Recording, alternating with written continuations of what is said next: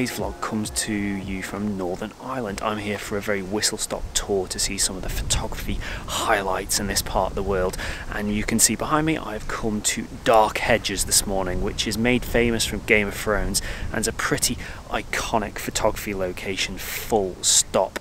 Now I came here at first light this morning to try and beat the crowds, and I pretty much managed that. I've seen a few people, but by and large I've had it all to myself.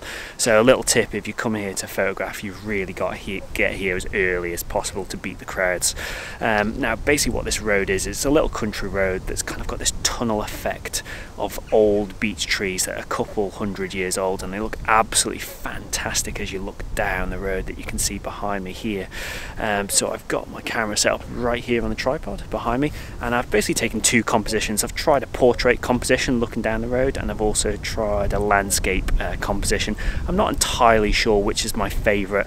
I'll probably judge that in post-processing, but the approach is basically the same. I'm using a telephoto lens because really telephoto here is absolutely key, because it compresses all those trees together as you're looking down the road. Anything wide angle here is just going to totally lose that effect. By putting on the telephoto, you compress all those trees together and you get that real sort of tangled tunnel effect as you look down the road. It looks absolutely fantastic. In terms of settings, I'm shooting at 200mm on my 70-200. ISO's at about 200. And shutter speed is currently about 1 second because the light levels are quite low. And the key thing here is when using a telephoto, when there's lots of layers like this, you need to use a narrow aperture to really maximize your depth of field, because if you use any kind of wide aperture here, you're gonna really kind of lose that depth in the trees, and some of your foreground trees are going to be soft, or potentially the trees towards the back of the scene will be soft as well. So by dialing in an aperture of f16 here, which is a lot narrower than what I would usually shoot at, I'm getting that maximum depth through the shot there.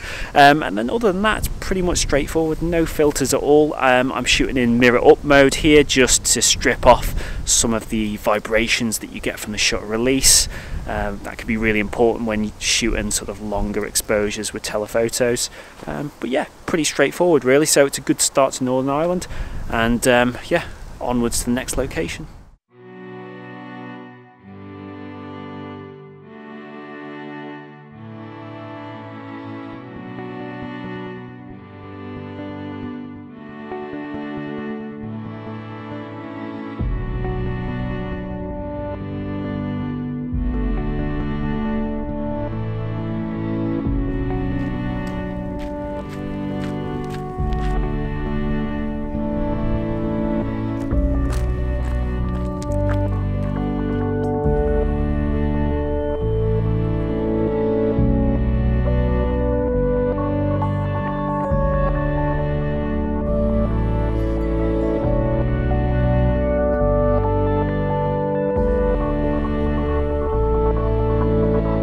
This morning I have come to Mizen Temple, which is an iconic location that I've seen many times before, but I actually had no idea that it was on this coastline.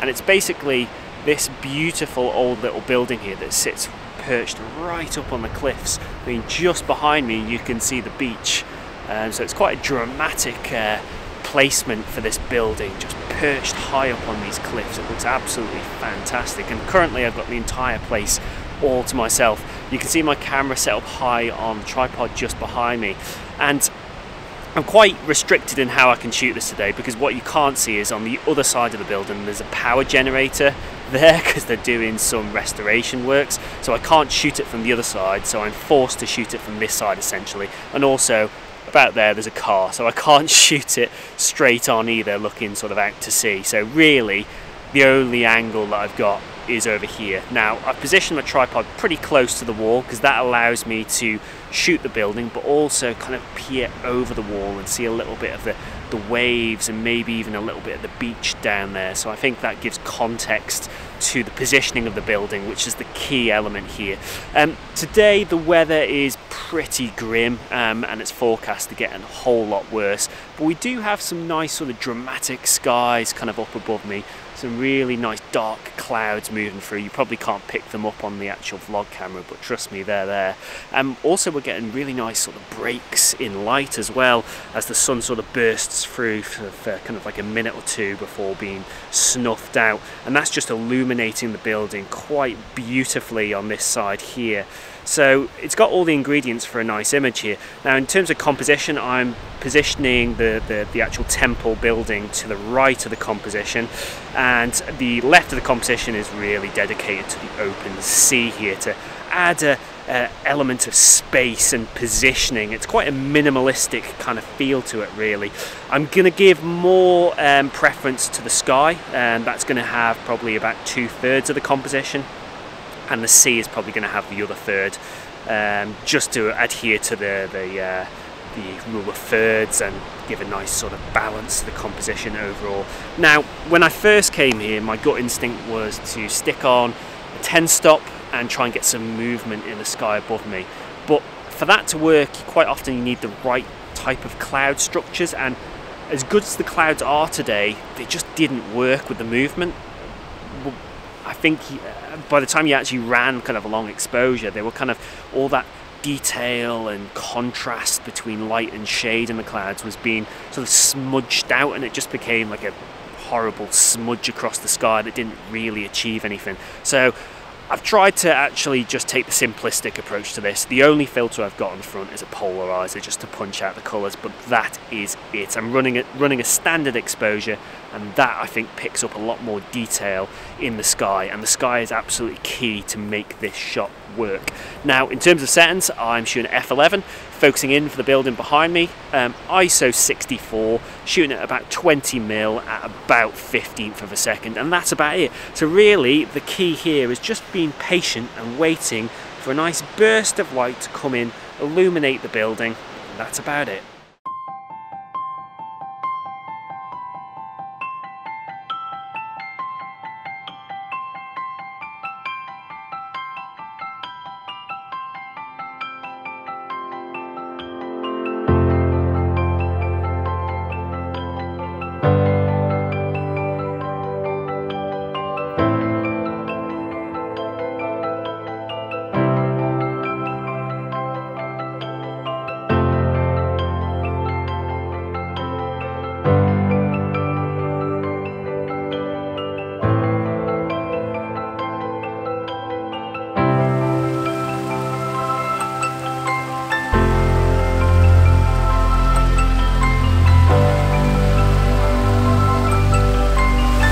Found another absolutely stunning location here on the Northern Ireland coast. It's absolutely amazing, and this is called Everett Falls, and it's this beautiful waterfall that just cascades down into the wild Irish Sea there. Absolutely stunning. But I'm going to have to make this very quick because there's some huge waves coming in here, and the tide is coming in as well, so I don't want to hang around in this position too long because a rogue wave might catch me out.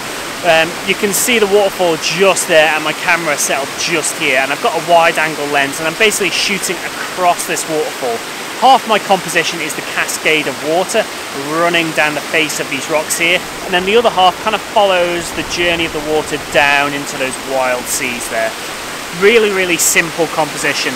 In terms of settings, I'm shooting f11 to give me good depth of field. I probably won't need to focus stack this, but I will take some focus stack sequenced images just in case I haven't got enough depth of field. So I'll probably do a shot focus down on the foreground rocks here, one in the mid-ground of the waterfall, and then one back on probably that little mini headland there, just to be safe, but I probably don't think I'm going to need that. In terms of settings, I'm shooting at ISO 100. My shutter speed is at ½ a second, which is a sweet spot I find for water. A bit of movement, but also a bit of detail. To get that shutter speed, I've needed to use a 4-stop ND filter because it's quite bright at the moment. I'm shooting towards the middle of the day at the moment. So that 4-stop just brings the light levels down and allows me to extend my shutter speed longer than I otherwise could. I've also got the polarizer on the front, just to take a little bit of a glare off the rocks and water here and punch out those colours. But basically, that's about it. So you can see my camera set up here, so I'm just going to wait for a little break of light coming through the clouds that you can see up here, just to lift the scene to another level. But that's about it. A really simple shot, and just another example of the absolute stunning scenery in this part of the world.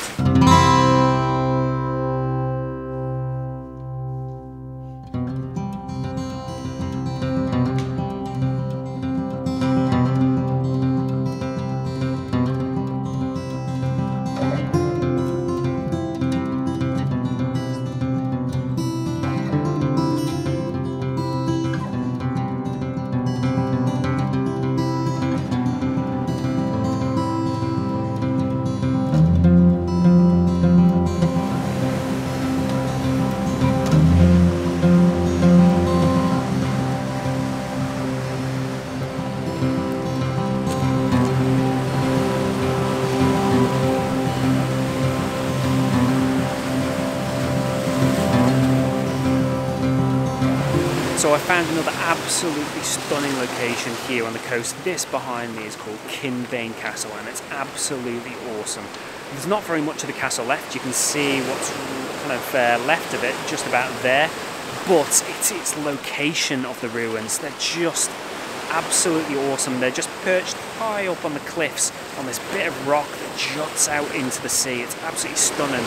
And then here, just to the side of it, you've got this bay that sweeps around, and it's just filled with these dark boulders that contrast beautifully with the waves that are just crashing against this shoreline. It looks absolutely fantastic. Now, I have to say the light is pretty lousy at the moment, and it's been pretty lousy for most of the day, unfortunately.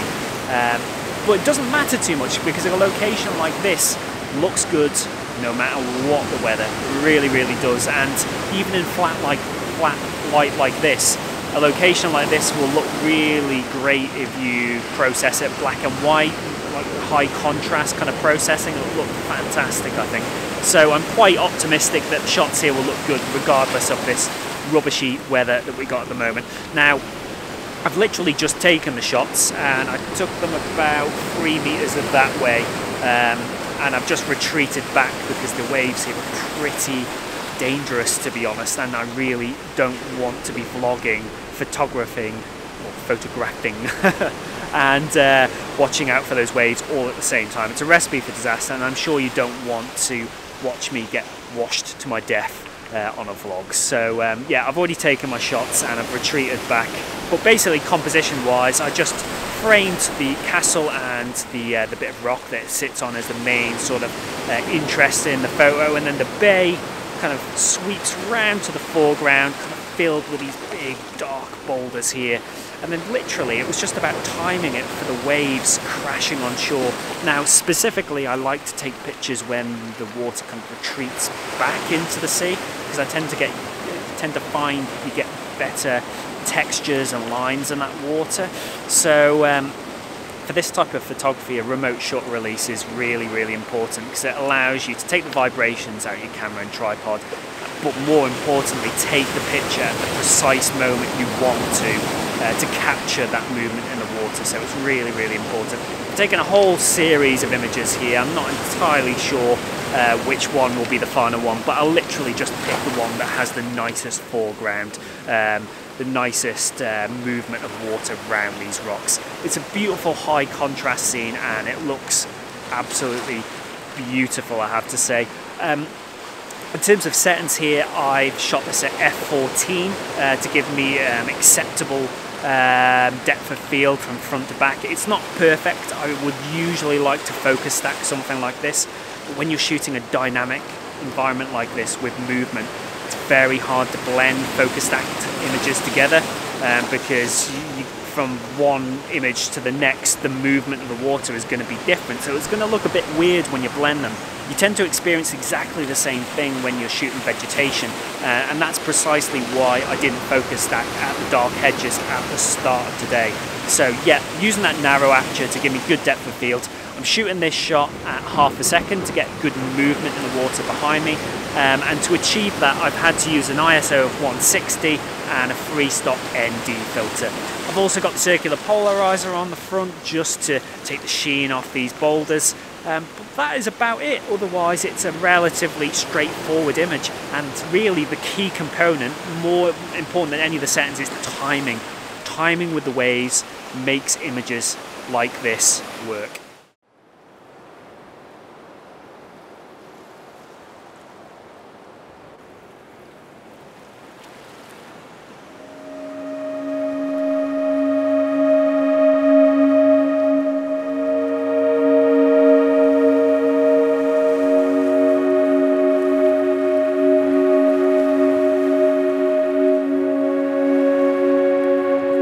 Really starting to lose the light now, so I'm going to have to call it a day and head back to the car. But you can see Kimbane Castle just out on this spectacular peninsula of land. It really is an extraordinary little spot there. So many compositions that you could work with the right kind of lighting.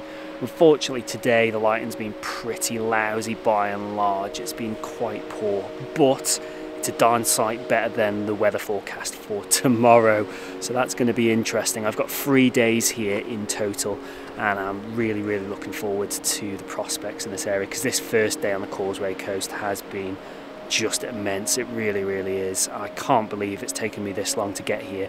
I just live just over in the Isle of Man. I can literally see Northern Ireland from out my door. And yeah, I've ignored it all these years, and I don't know why, because it's amazing here. It really is.